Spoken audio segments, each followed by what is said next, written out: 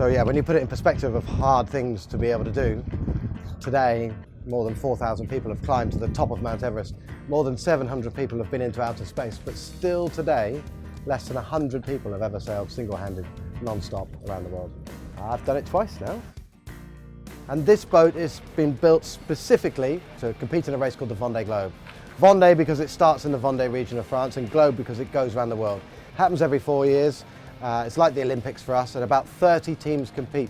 And the rules are simple as well, because when you start the race, you must take everything on board. If you take anything on board after the start, you're disqualified.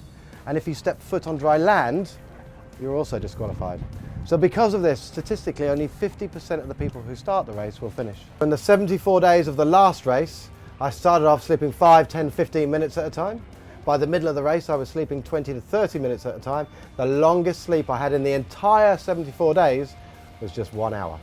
And when you're on your own, the most important thing is not to make a mistake. You've got to plan, prepare, because if something does go wrong, you simply don't have the labor to fix it. I can get very afraid, very scared, but the thing that scares me is not performing. That's the most important. In my world, you know, in the ocean there's big waves and big winds, but for me that's normal. That's as normal as walking down the sidewalk, and when you walk down the sidewalk you don't worry about a car running into you. And that's the same for me really. I spend as much time on the ocean as I do on the land. And really, people think I'm crazy to do this job, but the reality is you can't be crazy. This sport is about discipline. It's about managing yourself, eating and sleeping. The problem is, if you get it wrong and you make a mistake, the best case is it costs you miles. You become uncompetitive. But the worst case, it could cost you your life.